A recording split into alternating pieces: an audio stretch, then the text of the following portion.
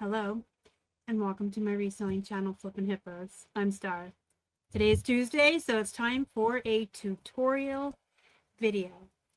Last week we did the anatomy of a great Poshmark listing, and we went over all of the things that makes a good listing on Poshmark. And this week we're going to talk about things that matter on Poshmark that don't necessarily matter on eBay.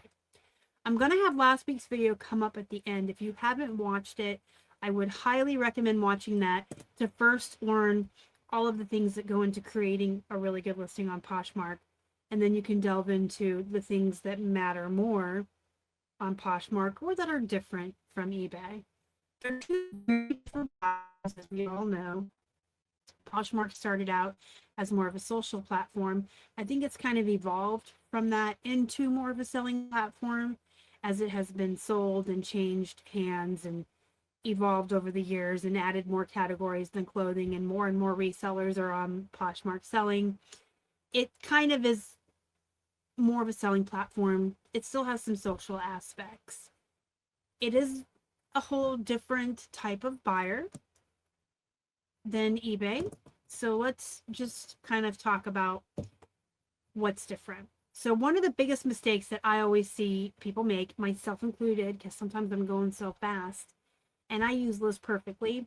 So I very quickly cross list listings on 7 platforms every single morning. And if I'm being honest, I probably build the best listing as far as an eBay listing goes. And it's probably because that was the first platform I sold on, where I learned how to resell, and it's my biggest selling platform. And that is one piece of advice I always give to folks, whether it's building the listing, when an item might be stale, when to delist and relist. Always go with your biggest selling platform. Always cater to that one.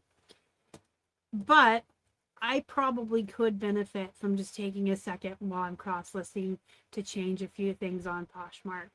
And so I wanted to take the time to learn that and share it with you guys and make this video, and we can all maybe make a conscious effort to pay a little bit more attention to Poshmark. Give it a little more love. Maybe not always focus so much on what's good for eBay. You can do both. So what makes a good eBay listing does not automatically make a good Poshmark listing. So just cross listing it as is probably not best practices. The buyer behavior is different, the algorithms are different, the platforms are different, and Poshmark has features that don't exist on eBay. So the biggest differences I'd like to cover today, the biggest one is probably style tags. On eBay, style keywords mostly belong in your item's title and your item specifics. On Poshmark, there's a specific place for your style tags. And if you're using List Perfectly or another cross lister, typically your hashtags are what cross lists into that section for your style keywords. But those aren't necessarily going to be the best bet for Poshmark. Hashtags that are good for Etsy or eBay don't necessarily translate to good style keywords for Poshmark. And I covered that in last week's video. I did an example of updating a listing, following the best practices to have a good anatomy of a Poshmark listing. So whereas like on eBay, a hashtag women's dress, hashtag plus size, hashtag sweater dress might be good hashtags, those copying over to Poshmark aren't as good as style tags. And style tags are more like an adjective. They're more an aesthetic. Some examples are Y2K, cottagecore, boho, grunge, fairycore, barbiecore, coastal, surfer dude, things like that. Those are style tags. So in the place of hashtags on Poshmark, you want to maybe, if you're cross-listing from eBay or using a cross-lister, just take a second to look at what hashtags are in that style keyword and maybe change them. And I'm kind of using interchangeably hashtags and style keywords because List Perfectly does create the hashtags for me, and it cross lists them to the platforms, and that's fine for Etsy and eBay. It takes those same ones and puts them into that section on Poshmark, the style keywords specifically. And it would benefit me to just take a second and maybe change them once in a while from more factual hashtags to aesthetic style words, if that makes sense. On Poshmark, this is super important. Buyers really find your items if you have better style keywords. On eBay, I think it is becoming more common for buyers to want offers sent to them. But I also feel like more often than not, buyers will just pay the asking price, or they'll reach out to you and send the offer. Now on Poshmark, their buyers have absolutely come to expect and been trained to want an offer. They'll add items to their bundle, they'll like items, and they expect that offer. So you have to price accordingly on Poshmark, because most times buyers are not going to buy your items outright on Poshmark. It's just part of the community of Poshmark. Everybody wants an offer. It's expected. It's set in stone almost. So you want to price a little bit higher so that you have room and you can send offers, counter offers, accept bundle offers, send bundle offers. You can set the platform up to do the bundle offers on your behalf. The buyer just builds their bundle and they get the deal. And now there's Smart Sale, which can set up offers automatically on your behalf. And if anything I'm talking about sounds alien to you and you're like, what the heck? I need to see how you set up bundles. I need to see how you do Smart Sale. Always, always feel comfortable and be free in the comment section to request more information, screen shares, more tutorials, more in-depth information. As I go through this, I'm just really quickly talking about what makes Poshmark different, on the assumption that we all list on Poshmark and know what I'm talking about. But if you don't, that's fine, and I'm more than happy to stop and teach that as well. Never list items on Poshmark at the price you actually want or at the lowest you're willing to take, because then you can't negotiate, and that's just part of what you have to do on Poshmark. Likes are a sales tool, okay? So on eBay, a watcher doesn't really matter, and I tell sellers that all the time. A watcher on eBay does not matter. It means nothing. In fact, it's probably another seller watching you to see how long it takes you to sell your item or what you sell it for, more often than not. But watchers on eBay are kind of like window shoppers. They're not really there to buy. Poshmark, however, a like is the first step towards a sale, because the buyers, again, are trained to behave in this way. They want an offer. They like the item because they want you to send an offer. And that's where this new Smart Sale comes into play, because it sends them on your behalf all day long. You know the expression, strike when the iron is hot. Well, if you're manually sending your offers and someone likes your offer at 8 a.m. and you don't see it till 2 p.m., maybe they'll still buy it. But if they like it and within 5 minutes they get an offer, they're more likely to buy it, because it's right then, it's when they're thinking about it. But a like on Poshmark is the first step. It's a buyer saying, hey, I want this item, but I don't want to pay this price. Send me an offer. Let's negotiate. Getting likes on Poshmark has very real value. That's not to say there's people that, I call them serial likers. I have a lot of those where one person will come in every day and like 20 to 50 items. Those are serial likers. I don't know what they're doing. I don't know if they think it's like Facebook and they're just liking my stuff or what's going on. But the serial likers are like a whole different category of people. Most people on Poshmark give you a like because they want an offer. And then sharing your closet on Poshmark. Now, they have started to say that sharing isn't as important as it used to be. I beg to differ. Well, no, maybe it's not as important as it used to be, but I still think it's important to share your closet. If you stop sharing your closet, you're going to see a decrease in sales, period. End of story. I don't care what they're telling you. Sharing is still pretty important. I use List Perfectly to share mine in the background for me all day. There's plenty of places that can share for you these days. There's no excuse not to be sharing because you don't have to sit and do it manually anymore. And I've always thought of sharing as kind of like free advertisement, free promotions. Now, Poshmark does offer promoted listings now, just like eBay. You can pay to play. I'm never going to pay for promotions on Poshmark. Well, never say never, but never. Because I can share my closet. I can send bundle offers. I can do all kinds of things that get me the free advertisement or promotion. I don't need to pay for it. You want to share your closet. You need to share your closet. On eBay, there's really no equivalent to sharing your closet. It is a very unique to Poshmark feature, and it really needs to be done. It bumps your listings back up to the top of the search.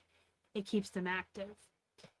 Additionally, I would say you need to check your Poshmark each day for those inactive listings. Just make it part of your daily routine. Make it something you do every day. When I first log in the mornings and I pull up all of my platforms and I'm making my pick list for my shipping, that's just one of the things I do along the way. I have to pull up each platform and check the sales. When I pull up Poshmark, I check the inactives and I quickly just do the couple of clicks it takes to make them all active again. When I do it every day, there can be anywhere from 10 to like 100.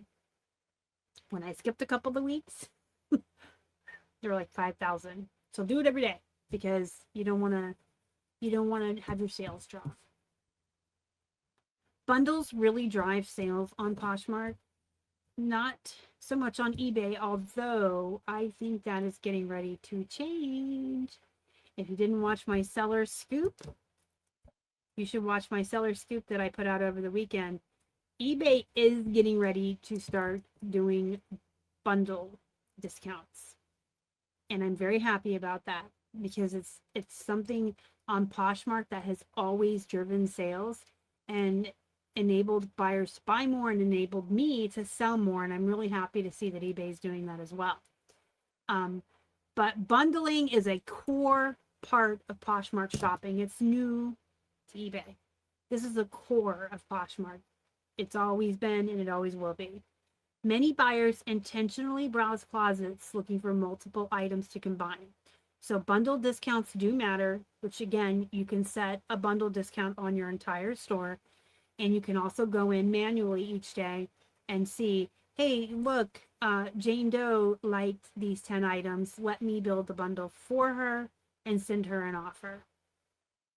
Closet organization does matter, but to a point. So if you really have a lot of listings, it's really hard to keep up with that. If you only have a couple hundred listings, you can keep your closet organized. You can share things to the top and list like items each day to kind of keep all your pants together and your swimsuits together. And that way, when people are kind of digging through, they can find stuff. I have 6,000 listings. There's no way I can ever be that organized.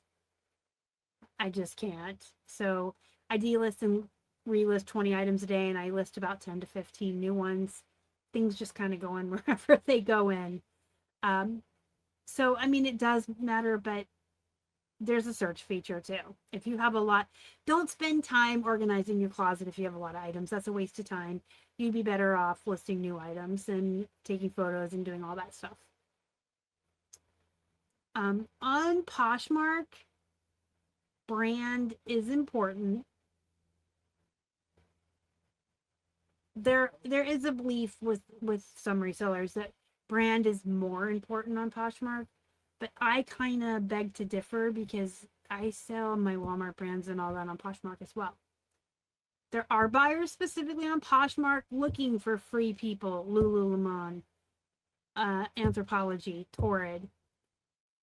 But I think there's just as many buyers that are looking for specifically plus size or stylistic cute things or cottagecore, prairie dresses, or sweater vests or cardigans. So brand does matter on Poshmark, but I personally feel it only matters as much as it does anywhere else. Good keywords, cute clothes, big graphics, big sizes, stuff that's in style, stuff that's in season, that's all going to matter too. But make sure if you have one of those desired brands or a good designer brand, that that brand is first in your title and that it's maybe mentioned a couple times in your description. This is where we come into the cover photo, where I say style buys still matter on Poshmark because that cover photo is so super important. On eBay, multiple photos are easy to see, but on Poshmark, shoppers will scroll through a visual feed where only the cover photo stands out, whether they're in the feed on the platform or on your closet. So your first image has one job, and that job is to stop the scroll. And you know that probably applies to every platform.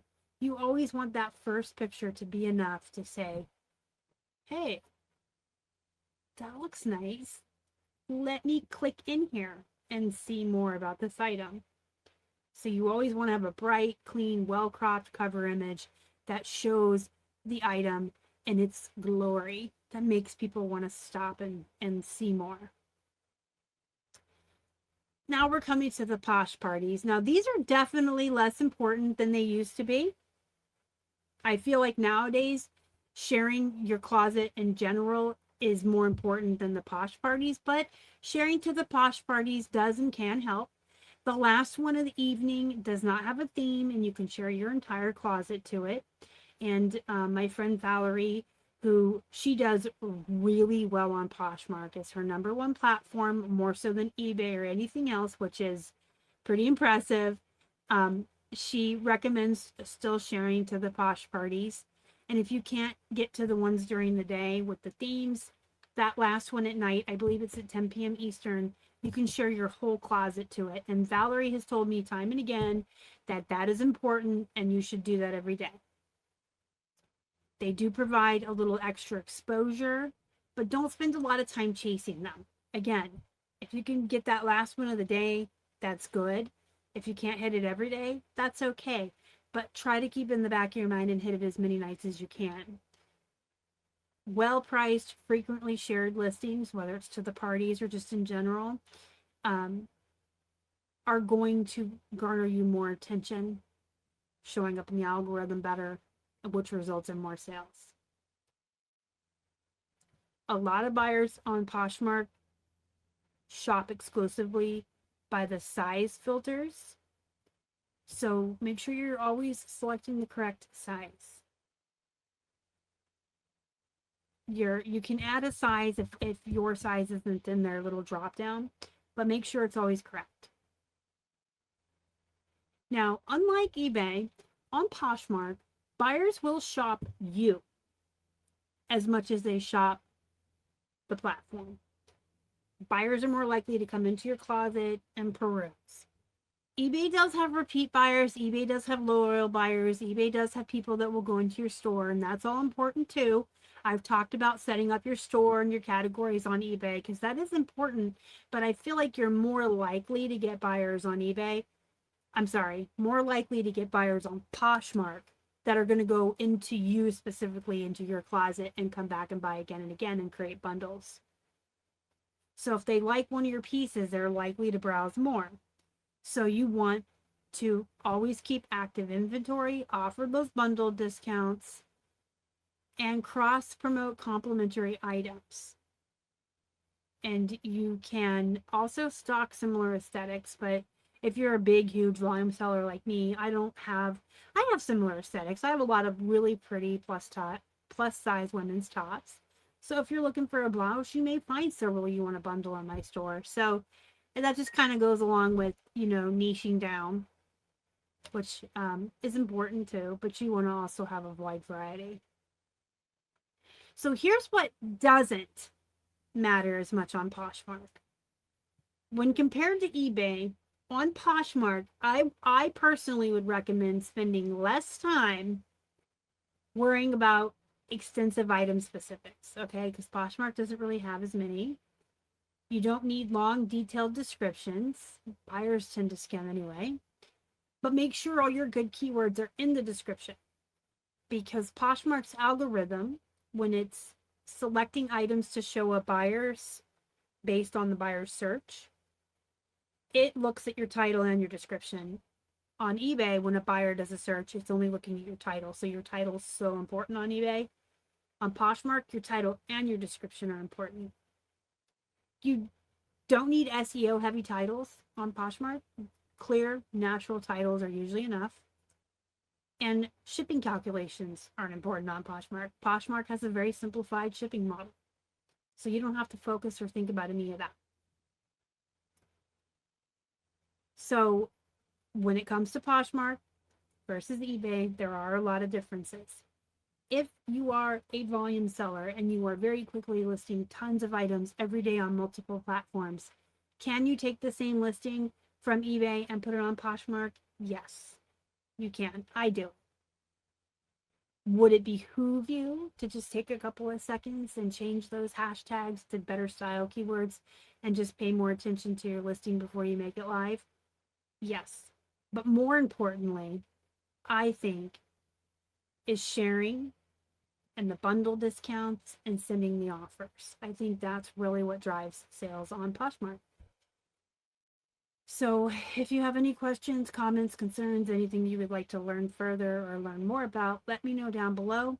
And don't forget to hit the like button and the thumbs up, because it helps me feed hungry hippos. And I will see you in the next one. I'm going to pee my pants.